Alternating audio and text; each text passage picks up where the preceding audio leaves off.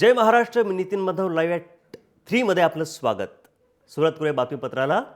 अमृता फडणवीस यांनी स्त्री भ्रूण हत्येविरोधात आवाज उठवलेला आहे आणि स्त्री भ्रूण हत्येविरोधात मुख्यमंत्र्यांच्या पत्नी अमृता फडणवीस यांनी गीत गायलं आहे. स्त्री भ्रूण हत्येविरोधात जनजागृती करण्यासाठी त्यांनी एक गाणं गायलं आहे.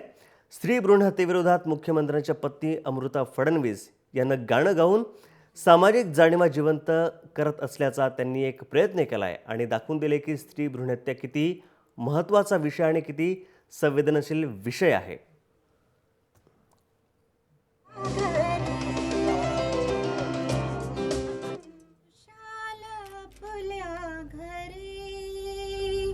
खुशाल या विश्वाच्या अस्तित्वाचे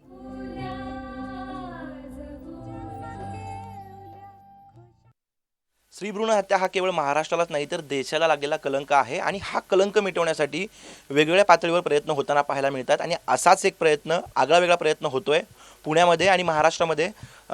देवेंद्र फडणवीस यांच्या पत्नी अमृता फडणवीस या उपक्रमामध्ये सहभागी झालेल्या आहेत. एक गीत त्यांनी तयार केलेलं आहे आणि त्याचं रेकॉर्डिंग आता पुण्यामध्ये झालेलं आहे. काय नेमकं ते गीत आहे, कसा अनुभव होता आणि कशा प्रकारे ही मोहीम असेल?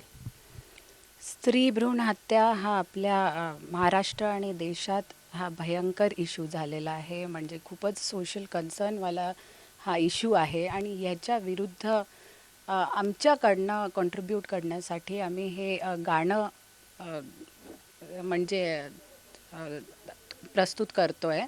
तर हे आमच्याकडनं एक प्रयत्न आहे की लोक जागरूक व्हावे आणि जी मुलगी जिला आपण देवी म्हणतो, जिला पूजतो, तिलाच मारून टाकणं, तिला बेसिक अधिकार जो असतो जन्म घेण्याचा तोच अधिकार न देणं हे अत्यंत भीषण पाप आहे. तर याच्या विरुद्ध आमची ही मोहीम आहे.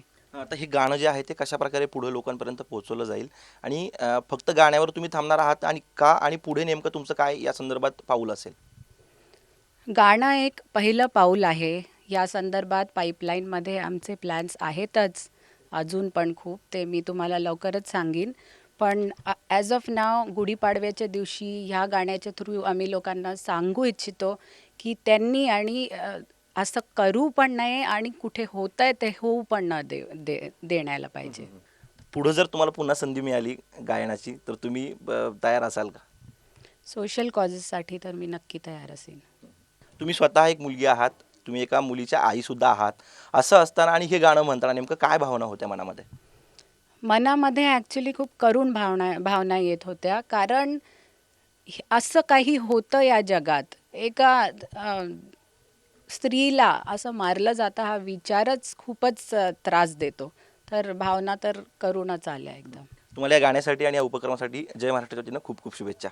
Thank you. Video journalist Dheeraj Dagas, Amol Kavitkar, जय महाराष्ट्र, पुणे.